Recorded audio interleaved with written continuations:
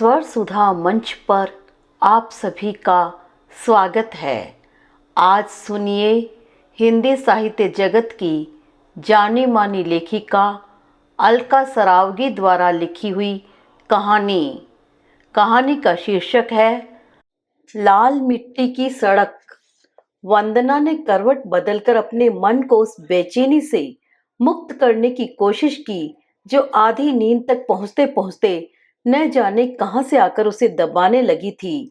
आज जगी सी हालत में उसका दिमाग इस बेचैनी का कोई कारण खोज नहीं पा रहा था।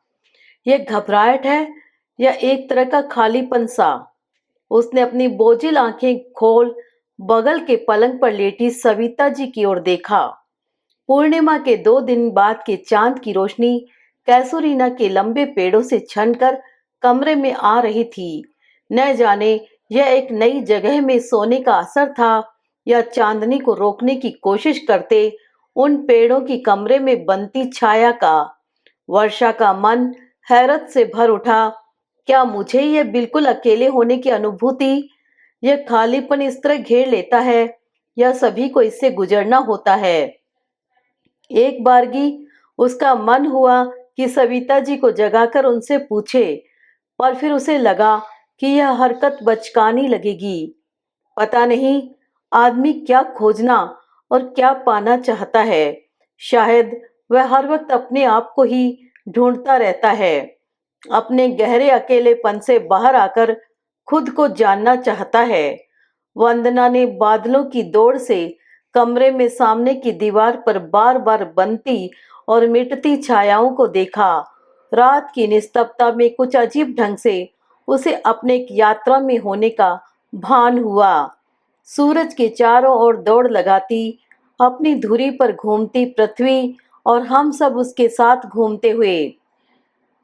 एक अमूर्त कल्पना उसे हकीकत सी लगी। पूर्व पल्ली गेस्ट हाउस में सामने की ओर उसे गुलंच के सफेद फूलों की खुशबू अचानक हवा के झोंके के साथ कमरे में भर गई।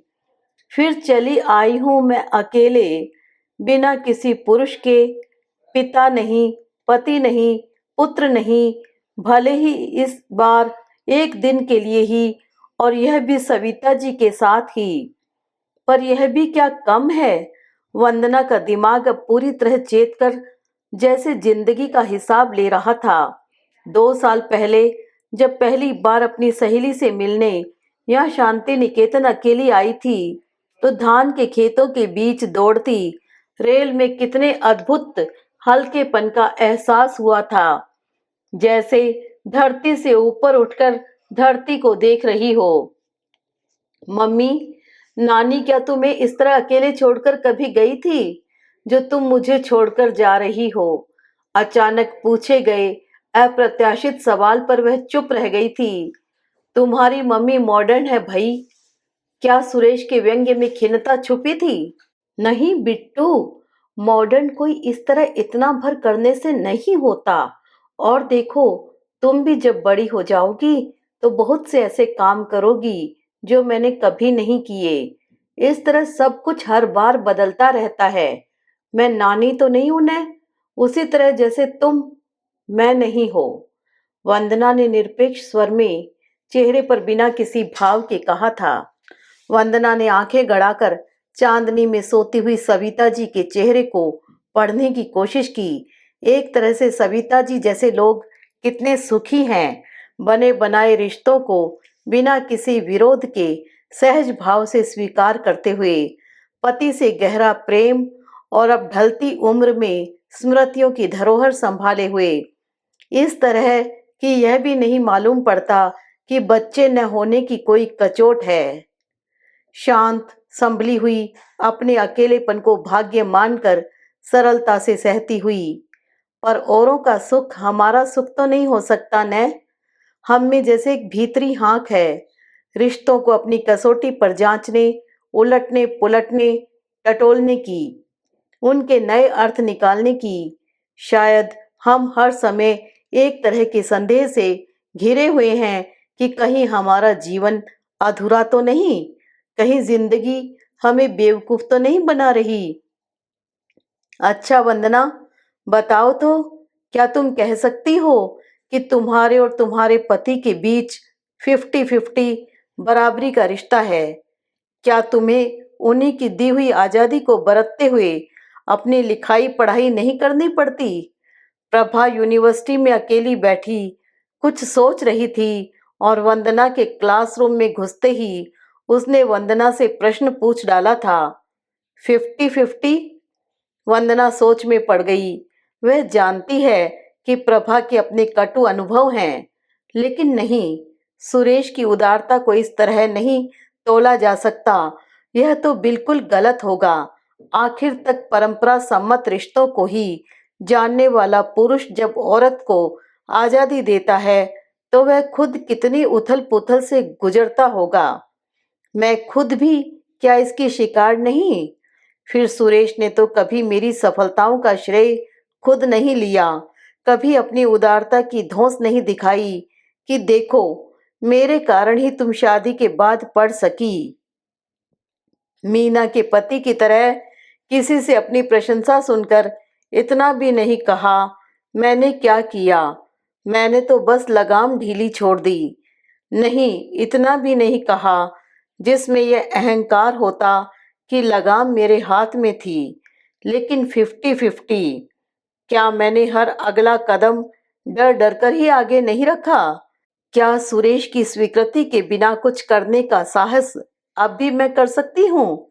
क्या एक कृतज्ञता का बोझ नहीं मुझ पर कि मैं कृतज्ञ हूँ क्योंकि तुमने मुझे मेरा जीवन मेरे ढंग से जीने दिया? ऐसा तो मैं नहीं सोच पाती कि यह मेरा जन्मसिद्ध अधिकार था और उसे तुमने मुझे लेने दिया तो कोई एहसान नहीं किया। लेकिन क्या किसी भी रिश्ते में इस तरह बराबरी का हिसाब किताब हो सकता है? क्या इस तरह अपनत्व और प्रेम हाथ से फिसल नहीं जाएंगे? वंदना सोचती रही। मुझे तो नींद नहीं आ रही और तुम हो कि तुम्हें तो मुझे देखते ही जैसे कंपोज का इंजेक्शन लग गया हो, बस लेटते ही झट से सो जाओगी। सुरेश के स्वर में कई दिनों से दबी खींच थी। रात के 11:30 बज रहे हैं। इस वक्त नींद आ भी रही है तो क्या गलत है? फिर तुम जानते हो कि मैं सुबह जल्दी उठ जाती हूँ। वंदना ने मुस्कुराहट से खींच को हटाना चाहा था। पहले जमाने की औरतें भी क्या होती थी? पति के खाने के बाद खाना, पति के सोने के बाद सोना, और अब तो हर बात पर कितने प्रश्न हैं। गलत सही, बाबा रे बाबा। सुरेश का मकसद उसकी नींद उड़ाना था। यह समझते हुए भी वह अपने को रोक नहीं सकी। दिमाग में कहीं से 50-50 उग आया। कभी नहीं सुधर सकते तुम लोग। कहीं न कहीं तुम लोगों के दिमाग में पति परमेश्वर वाली इच्छा जो भरी हुई है। क्यों हम दो दोस्तों की तरह बराबर बराबर नहीं हो सकते? क्यों तुम लोग औरतों के खाने और सोने का समय अपने मन से चलाना चाहते हो? इसीलिए न कि तुम लोगों ने औरतों को अपना गुलाम समझ रखा है। वंदना ने तमतमाकर सुरेश की ओर देखा। तुम बातें करते करते तुम लोग क्यों करने लगती हो? बात तुम्हारी मेरी हो रही है, तुम औरों को बीच में क्यों ले आती हो? तुम तो अपनी मर्जी से सोती जागती हो, खाती पीती हो, तुम्हें भला क्यों शिकायत है इतनी? सुरेश की मुस्कुराहट से वह रुआंसी हो आई। नहीं, आज मैं समझ रही हूं कि तुम्हारे मन में क्या है। तुम भी अंदर से औरों की तरह ही हो। नहीं, कहीं बराबरी नहीं होती औरत और आदमी के बीच। हो ही नहीं सकती जब तक औरतें अपने पांव पर खड़ी न हो। पहले की औरतों का उदाहरण दे रहे हो मुझे, इसलिए न कि तुम। बहुत हो गया वंदना। हद है कि तुम एक साधारण से मजाक के पीछे भी न जाने क्या क्या ढूंढ लाती हो। हर बात को एक झगड़ा बना लेती हो। इतनी ही तो मांग थी न मेरी कि तुम मेरे साथ थोड़ी देर और जाग लो, मुझसे बातें करो। यदि तुम ऐसी मांग मुझसे करती तो मैं कभी इसमें अधिकारों का झगड़ा नहीं लाता। पर तुम लोग सीधे सीधे किसी बात को देख ही नहीं सकती। न जाने क्या ग्रंथि बन गई है तुम लोगों में।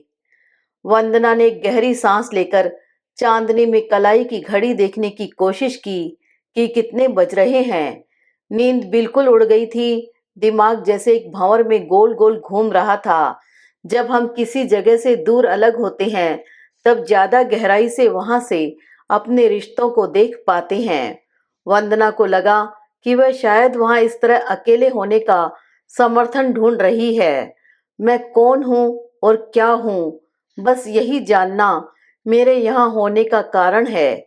कल वंदना ने अपनी सहेली से कहा था, सुरेश ने दिमाग की ग्रंथि की जो बात कही, क्या वह वाकई सच है? क्या हम रिश्तों की पड़ताल करते करते बेमतलब बातों को उलझा लेते हैं? क्या हम सचमुच अपने संस्कारों के या उन संस्कारों को पार करने की इच्छा के ही इतने गुलाम हैं कि इसमें कहीं कोई निजी अनछुई संवेदना ही नहीं बचती और हम खुद अपने मन के घेरे में ही चक्कर लगाते रह जाते हैं? मुझे हमेशा ऐसा लगता है जैसे कोई ऐसा व्यक्ति मिल जाएगा जिसके आने भर से सारे प्रश्नों के उत्तर मिल जाएंगे और जैसे सब कुछ एकदम व्यवस्थित और ठीक हो जाएगा। एक तरह से जीवन का अर्थ समझ में आ जाएगा। वह एक रो में प्रोफेसर रमेश से गप्पे लगाती हुई बोलती चली गई थी। इसलिए मुझे लगता है कि हर संबंध को लेकर मेरे मन में खोज सी रहती है।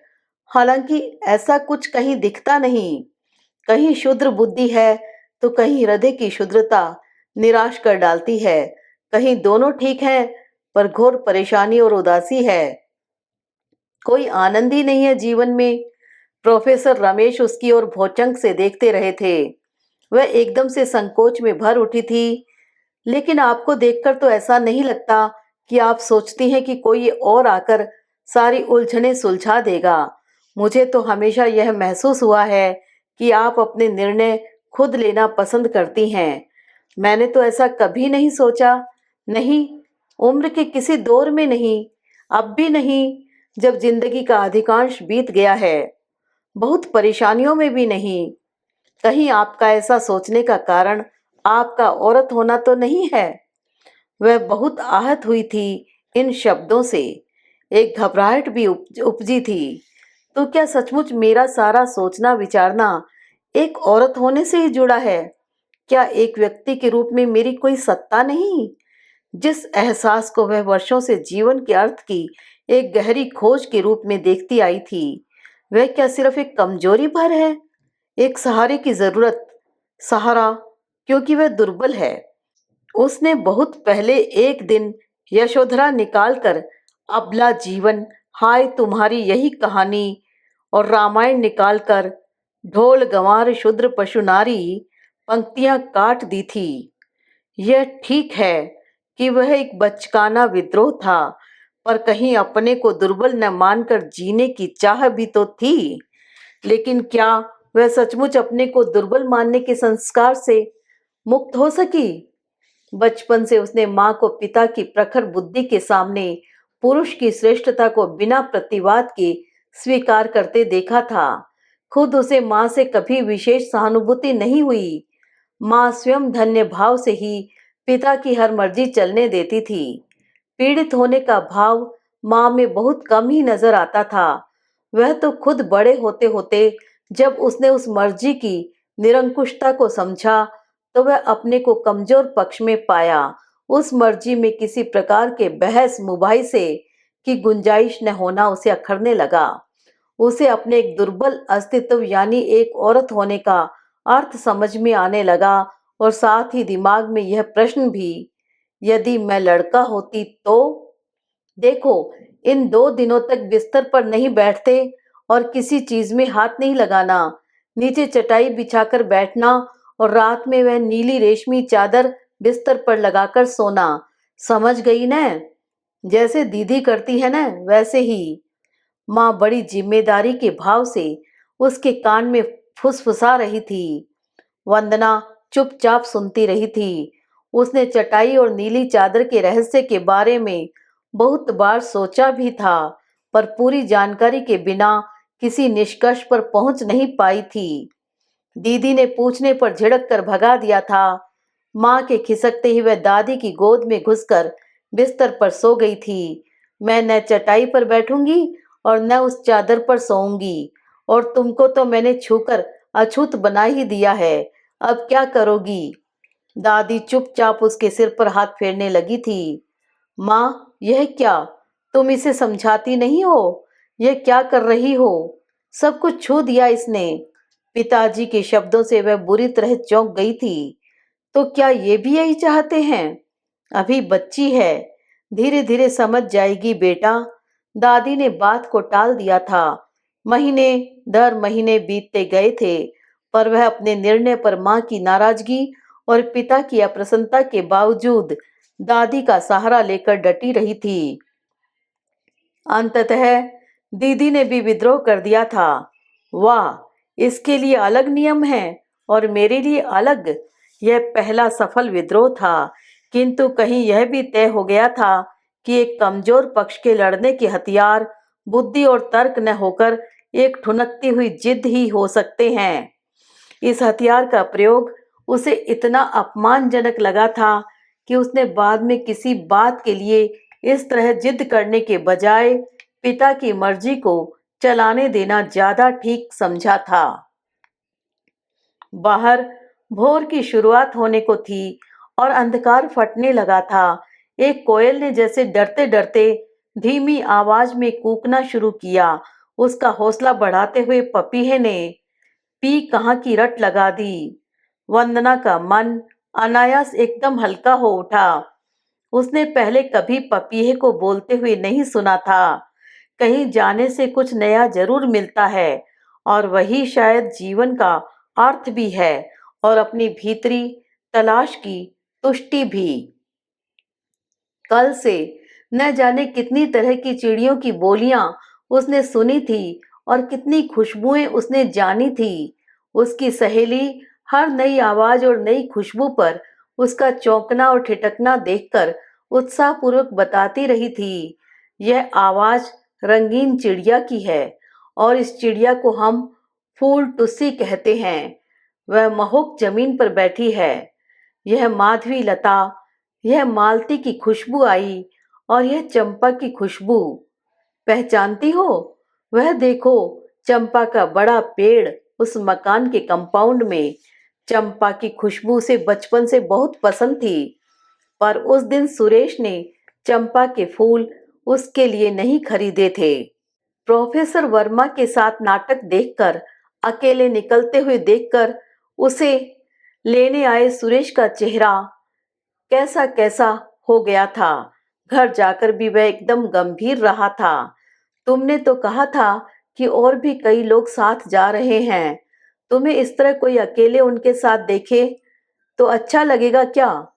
अंतिम समय पर बाकी दोनों साथियों का प्रोग्राम बदलने की सफाई देते देते वंदना क्रुद्ध हो उठी थी। तुम्हें विश्वास नहीं मुझ पर? औरों की बात छोड़ो, कोई क्या सोचेगा और क्या बातें बताएगा? तुम्हें क्यों इतना बुरा लग रहा है? रात को सुरेश के न खाने पर उसने अकेले खाना खा लिया था। भूखे रहकर किसी पर दबाव डालना तो कमजोरी है या फिर ब्लैकमेलिंग। मैंने कोई गलती नहीं की है। बाद में सुलह हो जाने पर भी बहुत बार यह बहस उठ आती थी। पिता की इस धारणा को वह बहुत पीछे छोड़ आई थी कि स्त्री और पुरुष के बीच आग और घी का संबंध होता है। क्या सुरेश की भी अंततः यही धारणा है? यह प्रश्न उसके जेहन में घूमता रहा था। एक स्त्री आखिर जब घर से बाहर निकलती है तो यह कैसे संभव है कि वह किसी पुरुष के संपर्क में न आए और उससे किसी तरह का रिश्ता न बनाए? क्या स्त्री पुरुष में कोई स्वस्थ संबंध संभव नहीं जहां वे दो व्यक्तियों की तरह मिलते हैं? फिर प्रोफेसर वर्मा तो बुजुर्ग आदमी हैं, उनके साथ जाने में क्या आपत्ति हो सकती है? उसने सुरेश को समझाना चाहा था, पर सुरेश अड़ा रहा था कि उसे लोगों को बातें बनाने का मौका नहीं देना चाहिए था और दूसरों की तरह अपना भी प्रोग्राम रद्द कर देना चाहिए था। सविता जी उठकर गुसलखाने में घुस गई थी। वंदना भी उठकर खिड़की पर जा खड़ी हुई। कैसुरीना के महीन नुकीले पत्ते सुबह की ठंडी हवा में झूम रहे थे। वृक्षों की सघन हरियाली के बीच लाल मिट्टी की सुंदर सड़क न जाने कहां जा रही थी। सुरेश ने यह रात कैसे काटी होगी, क्या वह भी इसी तरह अपने खालीपन का कारण खोजता रहा होगा? क्या वह भी बातों को दोहराता, उलझाता, सुलझाता रहा होगा? क्या वह आशंकाओं से घिरा होगा कि वह अकेली है और कहीं कुछ भी घटित हो सकता है? मैं तुम्हारी बात मान ही लेता हूँ, क्योंकि मैं नहीं चाहता कि तुम सोचो कि मैं तुम्हें अपनी ताकत से जबरदस्ती कुछ करने से रोक रहा हूँ। मेरा वैसा स्वभाव नहीं कि मैं किसी से जबरदस्ती करूँ। अकेले यहाँ वहाँ मत घूमना। स्टेशन पर उसे छोड़ने आए सुरेश ने ट्रेन छूटते समय कहा था। वह बिना कुछ कहे सुरेश को देखती रही थी। सुरेश ने क्या पढ़ा होगा उसके चेहरे पर, या क्या पढ़ना चाहा होगा? लाल मिट्टी की सड़क उसे बुला रही थी, पर उसने सोचा कि सविता जी के साथ ठीक रहेगा और थोड़ी और रोशनी बढ़ने का इंतजार भी। अभी आप सब सुन रहे थे हिंदी साहित्य जगत की जानी मानी लेखिका अलका सरावगी की कहानी लाल मिट्टी की सड़क। आशा करती हूँ कहानी आपको अवश्य पसंद आई होगी। कृपया चैनल को सब्सक्राइब करना न भूलिएगा।